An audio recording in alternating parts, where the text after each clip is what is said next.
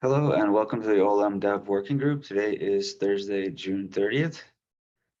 On the agenda today, we have several items. We've recently instituted some new rules for the group call, so I just wanted to go over them. The rules are: be respectful and kind, follow the CNCF Code of Conduct, do not discuss downstream specific OpenShift issues, since this working group is only for the Operator Framework CNCF project and its public community. And be mindful, this meeting is recorded and uploaded to YouTube. So with that, let's go ahead and get started. First topic of the agenda I had was I wanted to float the idea of moving this working group meeting to Thursdays between 11:30 and 12:30. This is so that our lead pair could join, and maybe people from Europe would feel more comfortable joining the meeting. Is that Eastern time? Eastern time, yes. I know it cuts into the lunch hour for folks on the East Coast a little bit, but since it's only once a week, I'm wondering, does anyone strongly oppose this measure? Okay, I see some thumbs up in the chat. Okay, all right, great. Well, in that case, I think, I'll just confirm with Per, and then we can go ahead and move it to that new time for the working group meeting specifically. We'll leave the issue charge meeting at 3 o'clock Eastern. Great. So with that, up next we have Jordan, who has a Semver veneer demo. Jordan, take it away. All righty, give me 1 second to get my share going.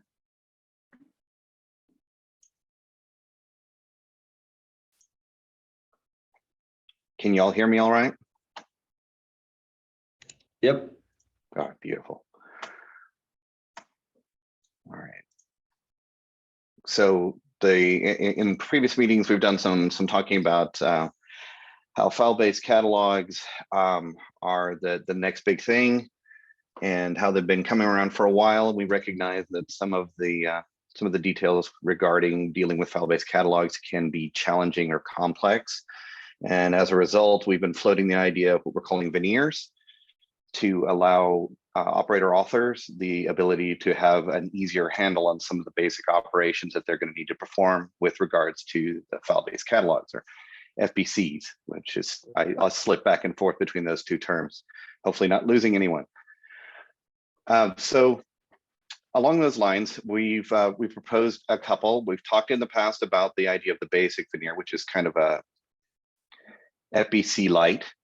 And what we're going to talk about today is the Semver veneer idea. My plan for today's meeting is that I'm going to present the ideas that backing it, stay at a fairly high level, and try to keep this talk at around 10 minutes so that we can have plenty of time for Q&A and be friendly and respectful of the other agenda items. So with that said, what is the Semver veneer's purpose? So the basic veneer, like I said, is sort of FBC light, and it answers the question of, how can I do what I'm doing, but easier?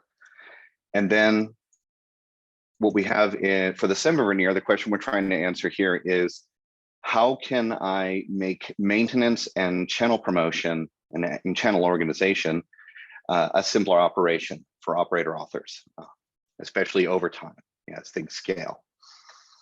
So the Semver veneer leverages the concepts of semantic versioning as expressed by the semver.org spec, and it allows us to extrapolate and project out a set of auto-generated channels and progression through a series of bundle releases in a way that's deterministic and clear, hopefully. So with this particular veneer, which is deliberately a minimum viable product for expressing this idea here, we support the idea of doing minor versions, or Y streams in the parlance of Semver, major version channels, or X stream in the same parlance. And we also build our framework around the concept of the knowledge of channel relative stability. And in this case, for this particular MVP, we have hard-coded names for the 3 channels that are supported in this veneer. They're called candidate, fast, and stable. And that's in their order of increasing stability. So stable is more stable than fast, which is more stable than candidate.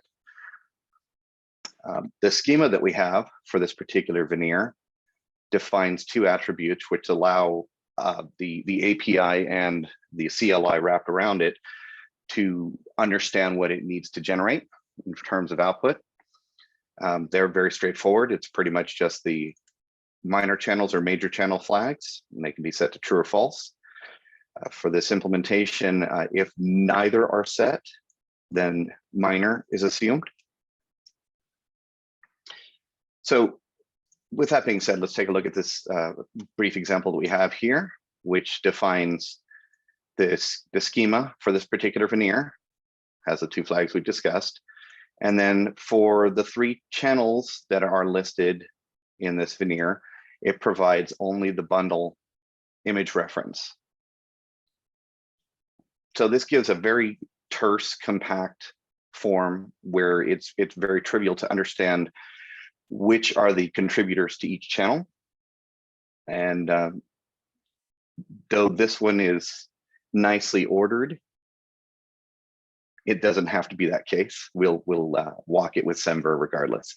But anyway, you can see from here that we have 11 different releases. In our candidate channel, we've chosen to contribute all 11 instances here.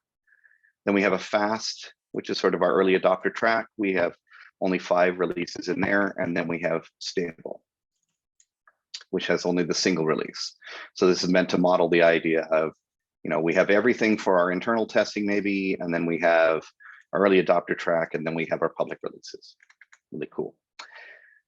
So then, if we set the attributes to generate major channels, in this case, we set major channels true, minor channels to false, and then we run the tool, which is an alpha level command built in OPM, OPM alpha render veneer, the Semver veneer has to be specified.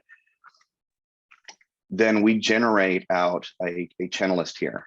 For convenience and for brevity, we've filtered out all the OLM bundle objects, which get rendered like a normal FBC. They just clutter up this particular display. So we've omitted them for convenience, but you should imagine them there.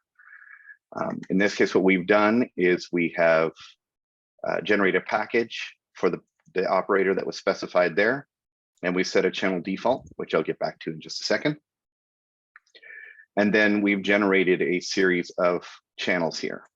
What I'd like to point out about the channels is that the name of each channel indicates the schema channel kind, from which it was generated, as well as it indicates whether it is an X stream or a Y stream and which ranges it operates over explicitly. So in other words, to interpret this particular instance, this is derived at the candidate channel kind, and it operates over the X stream of all V0s. In addition, since this is a major channel, we include, whenever we step over a Y transition, like for example, when we go from the head of the 0.2 channel, we do an automatic replace, we generate a replace rather, to the predecessor Y stream head. We also generate skips automatically so that all Y streams within the X stream will automatically skip to their head for that particular subchain. And we do this for each of the different specified ranges. So for example, while this is candidate V0, we also have candidate V1 represented there by its bundle contributors. And then we defined a fast, but only with V0 bundle releases there, and V1 releases here. And then finally, stable only specified a single contributor, because that's our public, most stable delivery channel. And so it's represented there. Now, I mentioned previously that we leverage the concept of SEMVer in order to determine ordering, and how we leverage the concept of channel relative stability in order to identify that relationship. And that relationship is manifest here because we will process the resulting channel list, determine which channel represents the most stable channel head, and set that as the default channel for the package. All right, so that's it for the major, and I'm running on about, so let me quickly go through the opposite, which is we want to do the minor channels.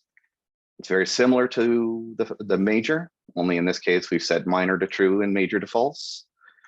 You can see we do the exact same kind of generation. I won't walk through the entire list because it will be longer, but you can see that we've generated, once again, a name that indicates which channel kind it was generated from, as well as the version range over which it operates. So in this case, it's the 0.1 Y stream. Because this is the minor channel set, not the major channel set, we of course don't have any transitions with regards to crossing Y streams, right? So at this point in time, it is presumed that if the operator author was asking specifically for minor channel ranges to be generated, that they don't want to have any implicit stepping between them. Okay, and I guess the last thing I want to point out is here, this is actually part of a PR that we have, which I guess I'll throw out in chat in a moment. This documentation is online, and it includes a couple of ASCII cast demos, one for each of the major and minor phases that I just discussed there. All right, and with that said, any questions, anything I can answer? Yeah, this is Chris. I have a couple. Sure, hit me. So, so this veneer is called, so generally I like the idea. So SEMVer is generally it's a pretty open concept, right? Where you could generate all sorts of different channeling, naming, taxonomies, all sorts of stuff. Have you thought about making the schema a little bit more generic so you could add other policies for how you're going to do stuff in the future? Because right now it's kind of opinionated and hard-coded, like you said. Have you thought about maybe making it so you could, in the future, add something beyond an MVP that allows you to have different policies for how you generate the channels, how you do your skips, replaces, name the candidates, the frequencies, or you know what I mean? So, yeah, you outlined a lot of things there, and we're open to the ideas of it. The intent of this is really to get the conversation started, right? So it's deliberately an MVP in that sense, but it's not a door closure. I mean, I guess one of the things I want to point out as we're releasing this documentation out in the upstream repository here is that we have the statement here that we're not intending to cover all the cases, but we welcome the discussion and forking, and we will definitely plan to do some iteration based on the feedback we get. So, but this is intended to get that.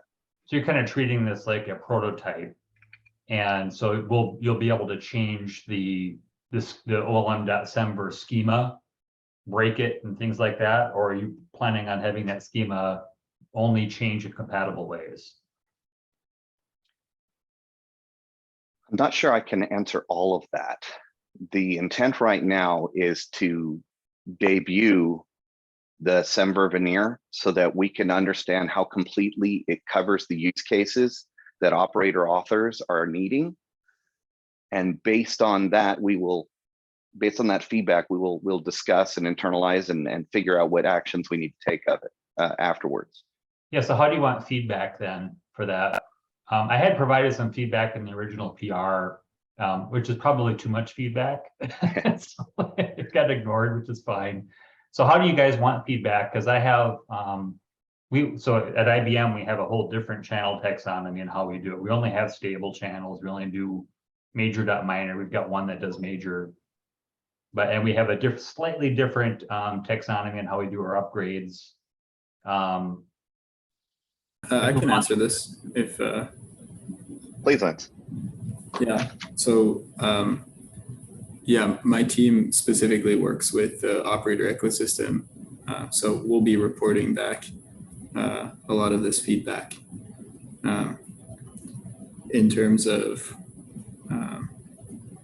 yeah, so that's going to be like the primary avenue for feedback. Well, But, feedback, like, do you want it in the PR? Do you want an issue? Do you want how do you want the actual feedback to come to you? So we already work with a number of teams that I guess we have like recurring check-ins with that I feel like represent, 99% of the portfolio or ecosystem. So just so you know, I have 150 operators. Yeah, So, yeah, I understand. No one's talked to me about it yet. There's what? I have 150 operators with a completely different channel taxonomy. No one's talked to me about it yet. Yeah. So we should definitely sync up. Okay, so basically to provide feedback, someone's going to reach out to me. Is that what you're suggesting? Yeah, someone from my team will be reaching out. I think that's going to be like the primary avenue. And then, yeah, as we start delivering this and people start using it, we expect that we'll hear some, questions, people will raise, issues on the repos and things like that. That'll raise awareness. It's just to be clear, the design input are OpenShift teams? Both OpenShift, ISV partners, and community. Yeah, so basically the entire portfolio of operators that includes the operator hub.io as well. Okay. So I don't want to talk too much about the OpenShift stuff, but no, I know you don't, but I just wanted to make sure I there. understood where your corpus of input is coming from. Yeah, it's a little bit of everything. Yeah, so I guess maybe the disconnect is we have our own. Yep. We have our own catalog. Yeah, so you probably didn't see it, right? So. No, I'm aware that you guys have your own catalog. I think what we're trying to do is like lead by example, I guess. Yeah, I mean, if you're willing to experiment and also I guess be a guinea pig for all this stuff, but you don't have to be, I guess, is what I'm trying to say. Like, we're willing to try to implement this in our pipelines, see what breaks and what's difficult, what are the things we need to flesh out and rework. Because as Jordan said, right now we're just tech previewing this, which means that these APIs could presumably change at any minute. If you're comfortable with that. Yeah, I'm fine with that. I just wanted to understand how to provide feedback. Yeah. So yeah, how about I'll take an action item to reach out to you and we'll sync up.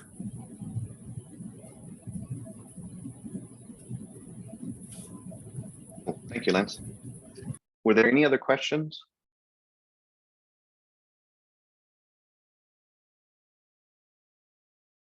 All right, well, thank you all very much. I will yield the floor. Thanks, Jordan. That was really cool. Even though I've seen it already a few times, it's still pretty interesting.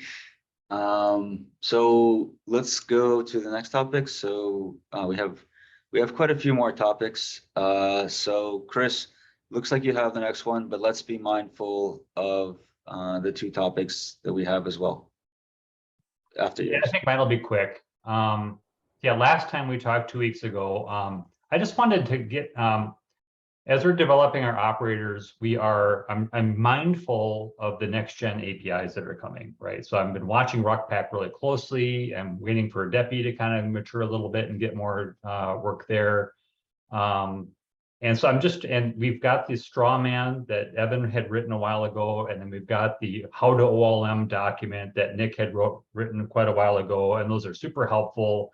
And I think last time we talked about, I think they need to be refreshed based on what you guys have learned in the past. I guess it's 1.5 years since those documents have been written.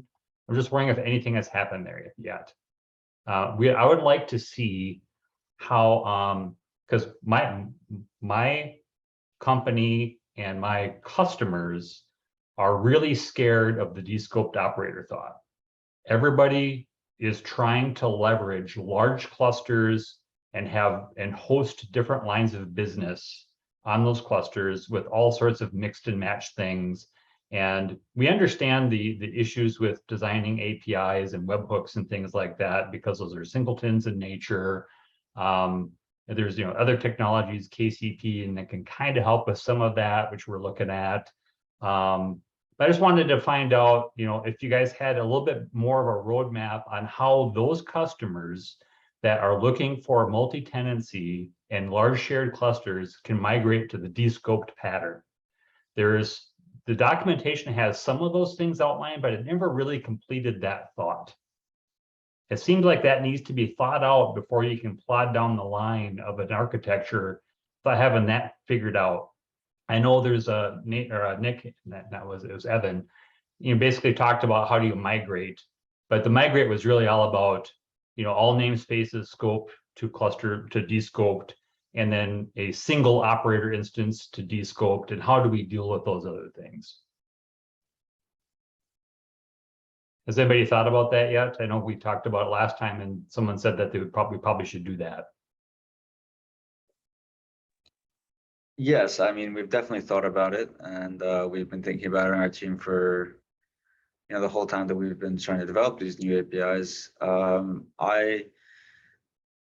don't want to put anyone on the spot, but maybe Kevin, since you have sort of the greatest vision on it, could you maybe speak to Chris's question? So full context, I think it's probably worth calling out that the stuff we've already been building is, I think, I will say, tenancy agnostic, which is to say, and I think this concept has become relatively familiar for most of the folks who have been looking at this problem, but that the only explicit statement the operator framework is making is that all operators that we will install are going to be cluster singletons, which is to say that we won't install multiple versions of an operator that watch specific scopes. So no, I understand that, but I'm trying to understand the personas on how you're expecting lines of business to be able to deal with that. What is the cluster admin's job to do? How much can you, what do you recommend for API evolution when you have these kinds of concepts? The thoughts today are a little blurred, right? And they're not very clear. Who's the namespace administrator? They're the ones who have the authority to create subscriptions within the operator group. Yeah. And the next generation, how is that? Yeah. So to be clear, right? Because what we're saying is that the operator itself is a cluster singleton. It is a cluster scoped resource. The operator itself is a cluster scoped resource. So we're going to talk. What we're talking about is adding controls to configure that cluster singleton in scope, right? So that it can have permissions either broadly or in the context of specific namespaces, right? So I think what we're imagining is that a cluster administrator will have the de facto control over whether or not an operator has scope over a certain domain space. Now, what the UX of I'm a namespace admin and I want to have access to this API looks like today, I don't have like something. I don't have a document with a description of how that might work. I think we've thrown around a bunch of different ideas. For example, like access request as an API is something I think we've thrown out as an idea. I think there's a couple of different avenues for us to put porcelain on top of that problem in a way that is digestible from a namespace admin's perspective for folks who are used to being able to do stuff like install an operator. I don't know that we have explicit answers to that specific subset of the problem, but at a high level, what we're talking about is making operator install be a cluster administrator task. No, I get that. That's kind of an obvious thing. Yeah, I guess it's not today. And so I think the problem is that there's a disconnect with how customers perceive operators and how they're marketed. They're marketed like Helm charts, right? Because they show up in a catalog, even though they're in the cluster ed, you know, and depending on what product you're using and so forth, they show up differently in different UIs. I'm trying to figure out how to sell it, right? How to pivot to a different kind of thinking that'll be more compatible and migratable. Because right now our customers absolutely want multi-tenancy. They want to separate all those. They really want to be able to install the same operator 10 different times and have 10 different APIs, which we know is not possible, right? Because they misunderstand, you know, the whole point of that. And the API, of course, is not geared that way. So I'm wondering maybe if what I'm looking for is how would a person who is an OLM customer today, how should they rethink how they're using OLM in a way that's going to be compatible with the next generation? Maybe that's really what I'm after. How do you talk to a customer that way? So they redesign how they're dealing with their lines of businesses and tenancy.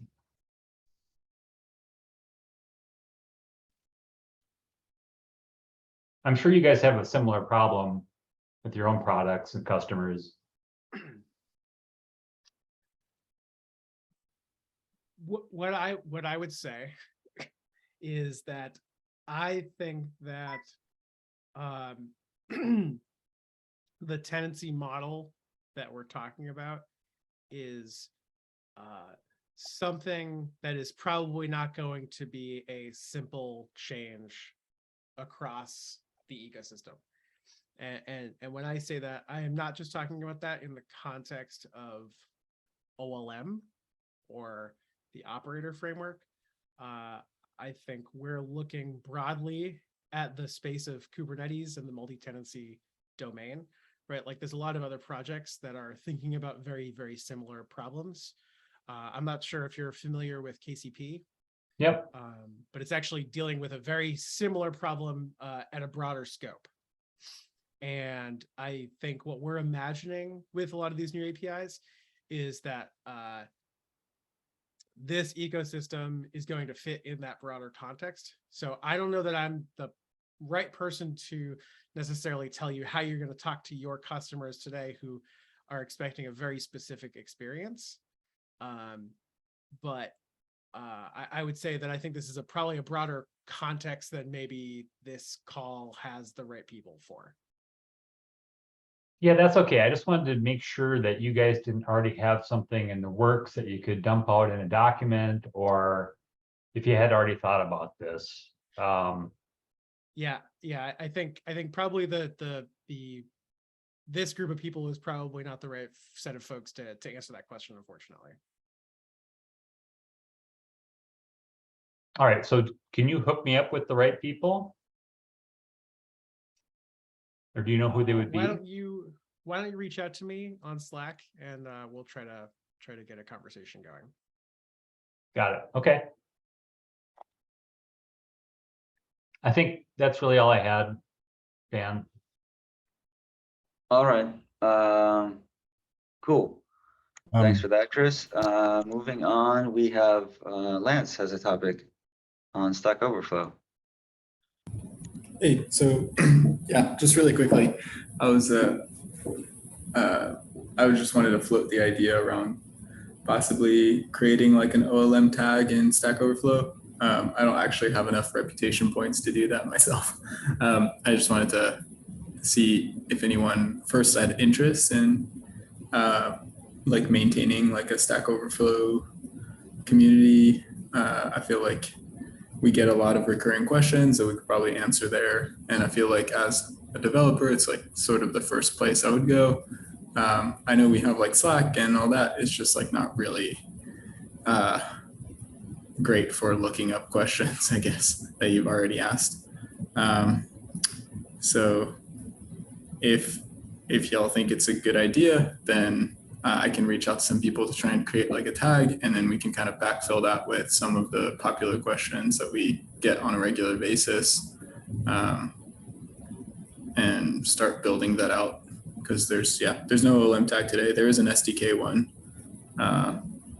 but yeah, and people do post there, and I've been kind of monitoring it with Austin, but I feel like we could use more hands on deck and start building that out.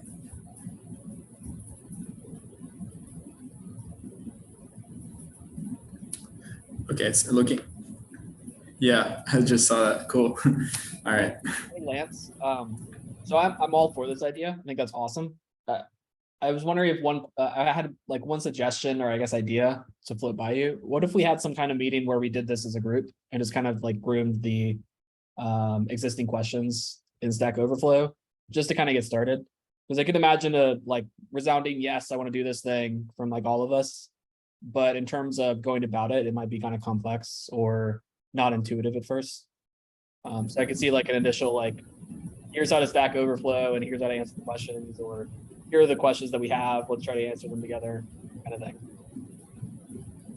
thing. Yeah, no, I totally agree. I think we don't really have that many questions that are like OLM related there right now. I mean, there are some, but they're already kind of answered. I think I was gonna say like we could create the tag and then we just kind of populate it with existing questions that we already know the answers to.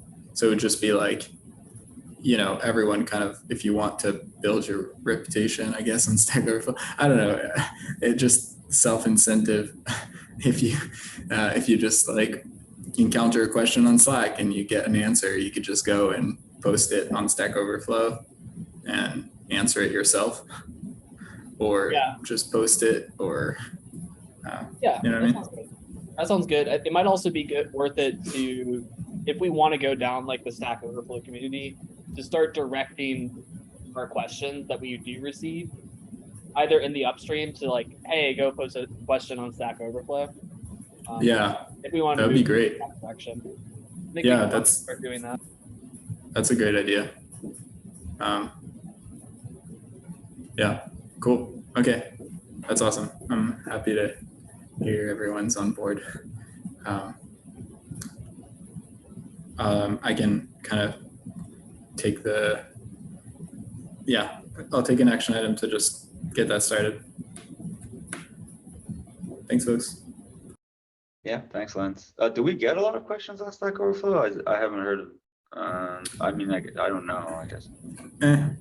There are like a lot of like operator and controller and custom resource questions. I think some people have had like OLM questions, but I think like because there's no tag, I think there's a bit of skew, you know. But yeah, there's like a couple questions I've definitely answered in the past. Yeah, no, that sounds great. But I think like the key is not really like, hey, this is how, like there's a need here and we're trying to like fill that need. It's more just like there's clearly this like redundancy of like having to answer the same questions on Slack, and you know our documentation I think is really good. It's just there's like a lot of complexity, and people have like specific questions that aren't exactly easy to figure out from the documentation necessarily. So I think if we just maintain a list of those questions in a searchable way, I feel like then Stack Overflow is kind of probably the best tool for that. And then we can also like figure out who's answering questions, who's asking questions, see if like these are people we want to involve more into the, you know, these types of meetings and so on. Yep. Okay, yeah, that sounds great. Thanks, Lance, for looking into that. Seems like we have Tyler and Jordan on board with this. Sweet, thanks guys. Okay, great.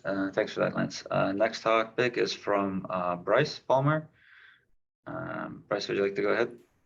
Yeah, and for anybody who doesn't know me, I'm a software engineer on the operator SDK team, and I've been looking into the gist of this problem that I'm trying to get some more information on is how OLM handles, and it kind of has to do with OCP, so I'm going to try to be as vague as possible.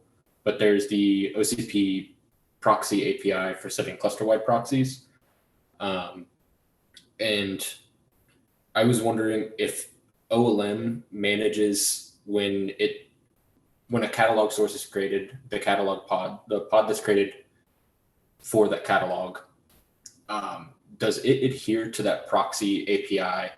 And then is there something kind of under the hood that's making sure that it adheres to that, or is OLM doing something to make sure that it follows that proxy? Because we're running into an issue with our run bundle and run bundle upgrade, where we try to create kind of our own catalog pod that we inject into a catalog source, but we're running into an issue where it doesn't properly adhere to any proxy configurations. So I was just kind of wondering if there's a certain way that OLM is doing it itself, or if it's something just under the hood, and if we need to find some other method for us to make sure that we're following that. So if anyone has kind of any insight on that, be helpful. Yeah, I think Vu is here. He would have the most insight.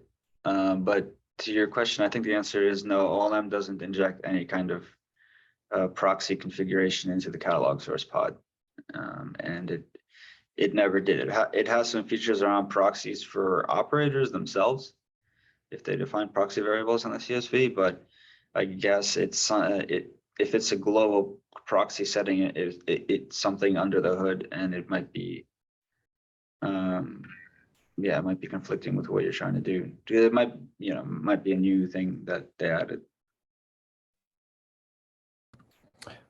I thought Abu had done some work adding, like when OLM is configured with proxies, that it installs those proxy environment variables on the catalog sources. Is that, or was it the operators it installs?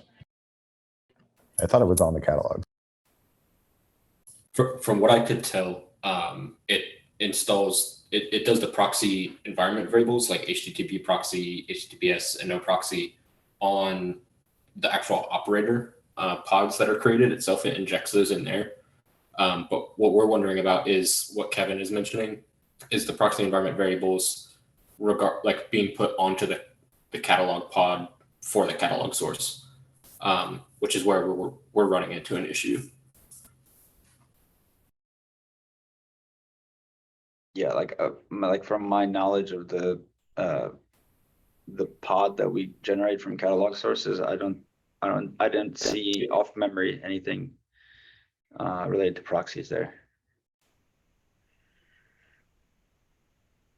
DK team lead, and he says that it should work with the proxy stuff for the catalog source pod. Like it should respect the proxy environment variables that are configured through the proxy API. But I just didn't see anywhere where that was happening.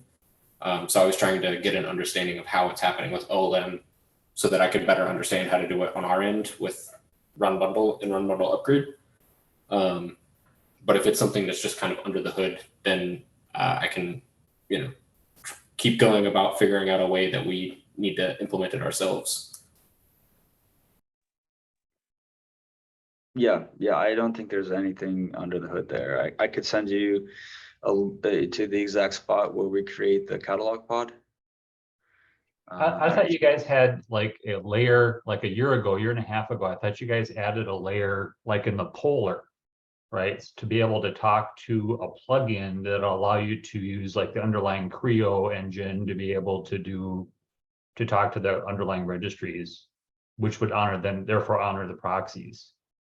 I thought you had created some kind of plugin layer that OpenShift then implemented to be able to do that, rather than having to do a direct, poll, HTTP poll. We just rely on the fact that Cryo does image swapping in the background, which is, I think, a different problem space than what we're talking about here. Right, there's nothing special, there's nothing special in the registry as far as I know itself. Yeah, I think I was mainly wondering if, because OLM, is shipped with OCP, if there's some kind of management configuration when OLM creates No. those pods, because it's owned by OLM, something is kind of underneath the hood already set up for it to work with the proxy. That when we're doing it in one bundle, we're creating a pod separately that doesn't have any of that information and isn't routed through any proxy configured services. So that's kind of what that's what I've been trying to figure out, and I haven't been able to find anything. So I figured I'd ask here, but. I don't believe that there's anything. I don't know.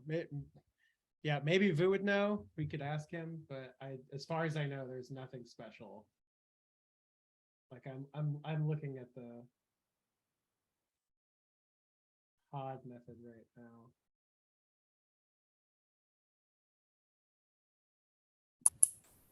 Okay, that's fine. I don't want to take up too much people's time digging into this, but because I've got kind of a workaround to go to make it work on our end that I've been testing out. But like I said, just wanted to see if there was something that I was missing as to how OLM was doing it that might make our lives a little bit easier, but not a big deal.